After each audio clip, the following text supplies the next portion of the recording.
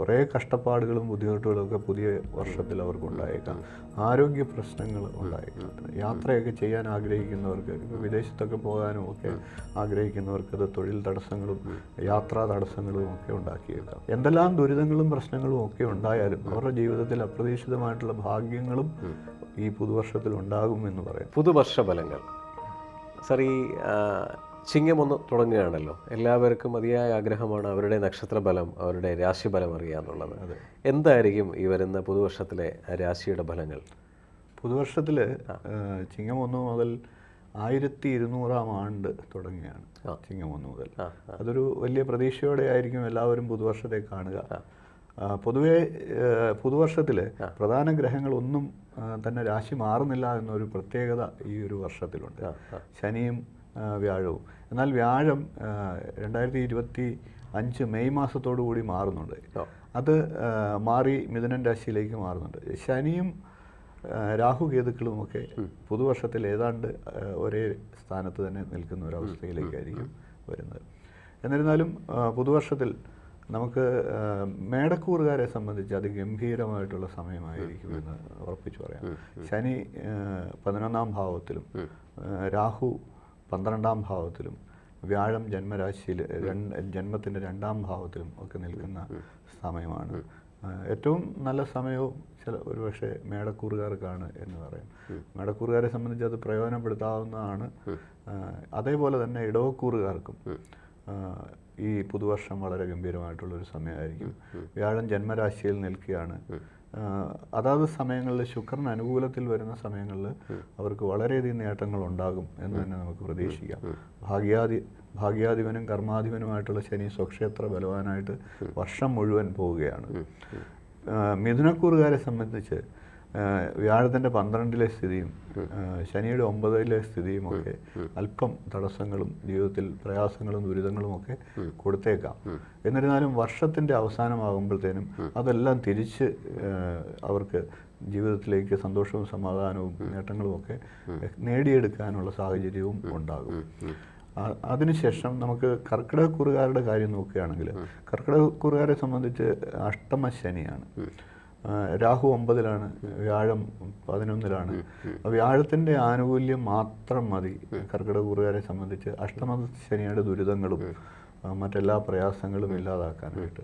എപ്പോഴും നമ്മൾ ഒരു ഗ്രഹം ദുരിതത്തിലാണ് എങ്കിൽ അതിനെ പ്രതിരോധിക്കാൻ ശക്തമായിട്ട് മറ്റൊരു ഗ്രഹം, അതായത് ഉദാഹരണത്തിന് കർക്കിടകക്കൂറുകാർക്ക് 11ലെ വ്യാഴം വളരെ സഹായകരമാണ്. അത് വേണ്ട രീതിയിൽ കർക്കിടകക്കൂറുകാർ പ്രയോജനപ്പെടുത്തിയാൽ പുതുവർഷം അവർക്കും ഗംഭീരമായിരിക്കും. എന്നിരുന്നാലും കർക്കിടകക്കൂറുകാരെ സംബന്ധിച്ച് ശനി അഷ്ടമത്തിലാണ്. വാഹനം കൈകാര്യം ചെയ്യുന്നവരും അപകടം നിറഞ്ഞ ജോലികൾ ചെയ്യുന്നവരുമൊക്കെ ഒന്ന് ശ്രദ്ധിക്കേണ്ടതാണ്. അതുമാത്രം. ബാക്കി എല്ലാ മേഖലകളിലും അവർക്ക് നേട്ടങ്ങൾ കൊയ്യാനായിട്ട് സാധിക്കും. ചിങ്ങക്കൂറുകാരെ സംബന്ധിച്ച് കണ്ടകശനിയാണ്, വ്യാഴം 10ലാണ്. എല്ലാം കൊണ്ടും അല്പം തടസ്സങ്ങൾ പൊതുവെ ഉണ്ടാകാവുന്ന സമയമാണ്.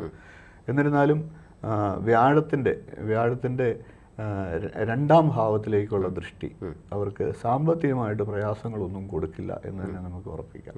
കണ്ടകശനിയാണ് എങ്കിൽ പോലും കുറേയേറെ ശാരീരികമായിട്ടും മാനസികമായിട്ടും തൊഴിലിലൊക്കെ കഷ്ടപ്പാടുകൾ വർദ്ധിച്ചേക്കാം എങ്കിൽ പോലും ഈ വ്യാഴത്തിൻ്റെ 2ാം ഭാവത്തിലേക്കുള്ള സ്ഥിതി അവർക്ക് ധനത്തിന് യാതൊരു മൊട്ടും നൽകുകയില്ല. അതേപോലെ തന്നെ ചിങ്ങക്കൂറുകാരെ സംബന്ധിച്ച് 8ലാണ് രാഹു. ചിങ്ങക്കൂറുകാർക്ക് ഈ രാഹുവിൻ്റേതായിട്ടുള്ള ദോഷങ്ങൾ ചിലപ്പോൾ ഒരുപക്ഷെ വർദ്ധിച്ചേക്കാം. അലർജി പ്രശ്നങ്ങൾ വർദ്ധിച്ചേക്കാം. സന്ധിവാദം പോലെയുള്ള പ്രശ്നങ്ങൾ വർദ്ധിക്കുക. അതിനൊക്കെ ഒരു കരുതലെടുത്തു കഴിഞ്ഞാൽ മറ്റെല്ലാ മേഖലകളിലും ചിങ്ങക്കൂറുകാർക്കും ഗുണഫലങ്ങൾ തന്നെ നമുക്ക് പറയാനായിട്ട് സാധിക്കും. കന്നിക്കൂറുകാരെ സംബന്ധിച്ച് വ്യാഴം 9ലാണ്, ശനി 6ാം ഭാവത്തിലാണ്, രാഹു 7ലാണ്. കന്നിക്കൂറുകാർക്ക് പ്രധാനമായിട്ടും അവർ ശ്രദ്ധിക്കേണ്ടത് കുടുംബ ബന്ധങ്ങളിലെ സ്ഥിരതയില്ലായ്മ, പ്രശ്നങ്ങൾ ഉണ്ടാകാതെ വളരെ ശ്രദ്ധിക്കേണ്ടതാണ്. ഭാഗ്യമുണ്ട്, കർമ്മ മേഖലയിലൊക്കെ അവർക്ക് തിളങ്ങാനാകും. ആരോഗ്യ പ്രശ്നങ്ങൾ ഉണ്ടായിരുന്നവർക്ക് അതെല്ലാം മാറി സുഖകരമായിട്ടുള്ളൊരു ജീവിതവും ഒക്കെ ലഭിക്കുന്നതുമാണ്. എന്നിരുന്നാലും അവർ ഏറ്റവും കൂടുതൽ ശ്രദ്ധിക്കേണ്ടത് ജീവിതം, ദമ്പതികൾ ആണെങ്കിൽ അവരുടെ കുടുംബജീവിതത്തിൽ വിള്ളലുകൾ ഉണ്ടാകാതെ ശ്രദ്ധിക്കുക. അടുത്ത നമുക്ക് തുലാക്കൂറുകാരുടെ പരിശോധിക്കുമ്പോൾ തുലാക്കൂറുകാരെ സംബന്ധിച്ച് വ്യാഴം അഷ്ടമത്തിലാണ്. 6ാം ഭാവത്തിൽ രാഹു ഉണ്ട്. ശനി 5-ലുണ്ട്. മാനസികമായിട്ടുള്ള സമ്മർദ്ദങ്ങളുടെ ഒരു കാലഘട്ടമായിരിക്കും അവരെ സംബന്ധിച്ച്. വ്യാഴം അതിനുശേഷം 9-ാം ഭാവത്തിലേക്ക് മാറുമ്പോൾ അല്പമൊക്കെ വ്യത്യാസങ്ങളുണ്ടായേക്കാം. എന്നിരുന്നാലും വർഷം മുഴുവൻ മാനസികമായിട്ടുള്ള സമ്മർദ്ദത്തിന് സാധ്യതയുണ്ട്.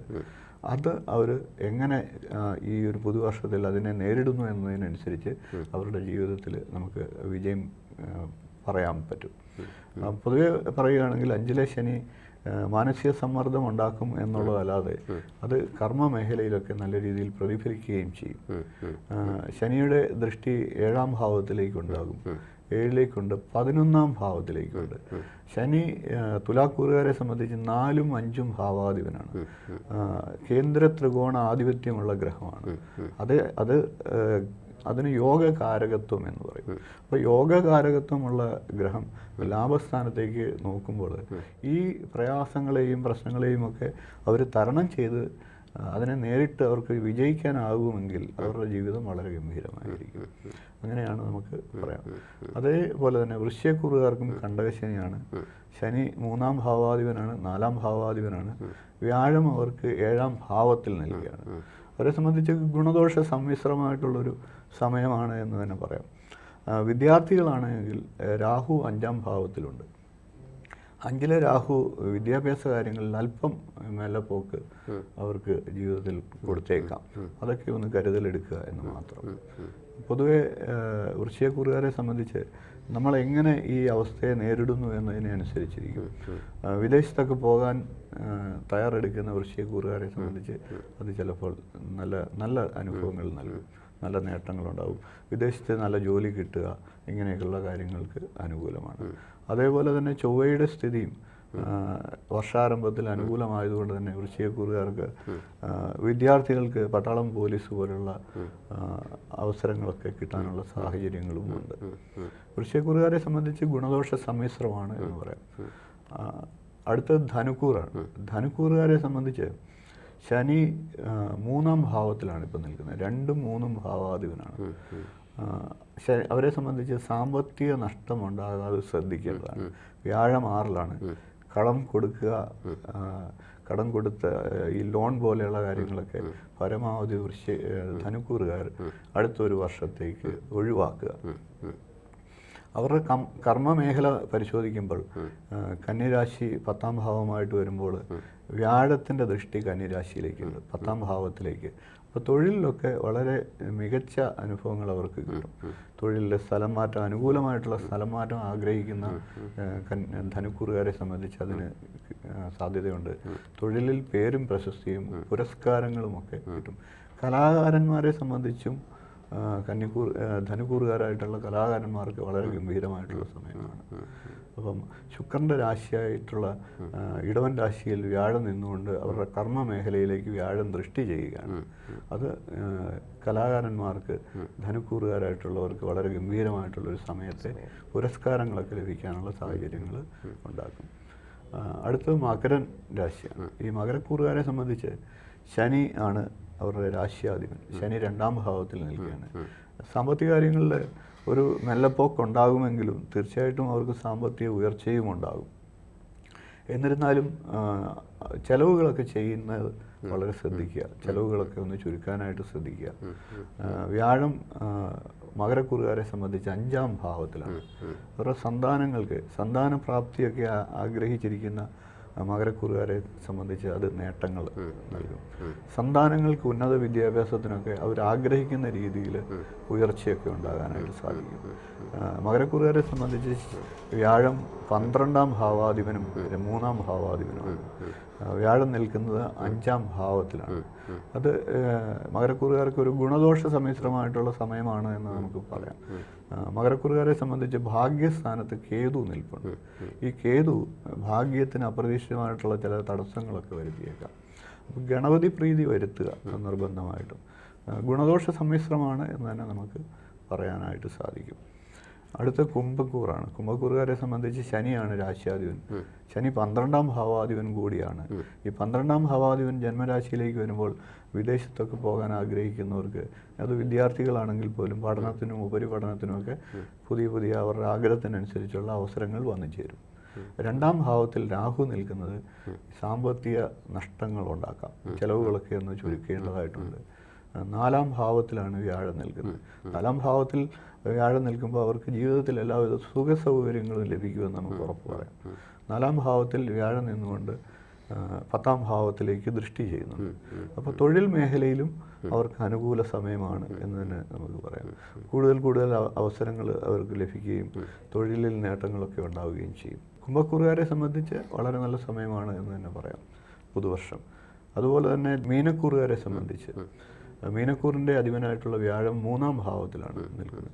അത് ഗുണദോഷ സമ്മിശ്രമായിട്ടുള്ള ഒരു അവസ്ഥയാണ് എന്ന് തന്നെ നമുക്ക് പറയാം. ശനി 12ലാണ്, 7 ശനിയാണ്. കുറേ കഷ്ടപ്പാടുകളും ബുദ്ധിമുട്ടുകളും ഒക്കെ പുതിയ വർഷത്തിൽ അവർക്ക് ഉണ്ടായേക്കാം. ആരോഗ്യ പ്രശ്നങ്ങൾ ഉണ്ടായേക്കാം. അലർജി രോഗങ്ങളൊക്കെ ഉള്ളവർ നല്ല മുൻകരുതലെടുക്കുക. രാഹു ജന്മരാശിയിലും 7ാം ഭാവത്തിൽ കേതുവും നിൽക്കുകയാണ്. യാത്രയൊക്കെ ചെയ്യാൻ ആഗ്രഹിക്കുന്നവർക്ക്, ഇപ്പോൾ വിദേശത്തൊക്കെ പോകാനും ഒക്കെ ആഗ്രഹിക്കുന്നവർക്ക് അത് തൊഴിൽ തടസ്സങ്ങളും യാത്രാ തടസ്സങ്ങളും ഒക്കെ ഉണ്ടാക്കിയേക്കാം. വ്യാഴം 7ാം ഭാവത്തിലേക്ക് നോക്കുന്നുണ്ട് എന്നതുകൊണ്ട് കുടുംബ ബന്ധങ്ങളിലൊക്കെ പ്രശ്നങ്ങൾ ഉണ്ടായാൽ പോലും അതൊക്കെ പരിഹരിച്ച് മുന്നോട്ട് പോകാനായിട്ട് സാധിക്കും. അതേപോലെ തന്നെ വ്യാഴം ഭാഗ്യസ്ഥാനത്തേക്ക് നോക്കുന്നുണ്ട്. മീനക്കൂറുകാരെ സംബന്ധിച്ച് എന്തെല്ലാം ദുരിതങ്ങളും പ്രശ്നങ്ങളും ഒക്കെ ഉണ്ടായാലും അവരുടെ ജീവിതത്തിൽ അപ്രതീക്ഷിതമായിട്ടുള്ള ഭാഗ്യങ്ങളും ഈ പുതുവർഷത്തിൽ ഉണ്ടാകും എന്ന് പറയാം. എല്ലാ ദുരിതങ്ങളെയും തരണം ചെയ്ത് മുന്നോട്ട് പോകാൻ അവർക്ക് ഈശ്വരൻ്റെ ഒരു കൈത്താങ് എപ്പോഴും ഉണ്ടാകും എന്ന് പറയാം. പൊതുവെ അവർക്കും ഗുണദോഷ സമ്മിശ്രമായിട്ടുള്ള സമയമാണെന്ന് പറയാം. എന്നാൽ ഗുണത്തിന് ആധിക്യം കൂടുതലാണ് എന്ന് നമുക്ക് പറയാം. ഇതാണ് ഈ വർഷത്തെ പുതുവർഷ ഫലങ്ങൾ. എന്തായാലും സാറ് പറഞ്ഞതുപോലെ ഗുണദോഷ മിശ്രിതമായ കാലങ്ങൾ ജീവിതത്തിനകത്ത് കയറ്റവും ഇറക്കവും ഡെഫിനറ്റ്ലി ഉണ്ടാകാം. സോ ഈ വർഷം എല്ലാവർക്കും നല്ലത് വരട്ടെ, ഈശ്വരാധീനം ഉണ്ടാകട്ടെ. എല്ലാവരും അമ്പലങ്ങളിൽ പോയി, അതായത് എന്താ പറയുക, ഈ നക്ഷത്രാധിപൻ അതിനെ പ്രീതിപ്പെടുത്തുകയും പൂജയും മറ്റുള്ള കാര്യങ്ങളും ചെയ്യട്ടെ. ഈ ഐശ്വര്യ സമൃദ്ധമായ ഒരു വർഷമാകട്ടെ എന്ന് പ്രാർത്ഥിച്ചുകൊണ്ട് നമുക്ക് നന്ദി, നമസ്കാരം.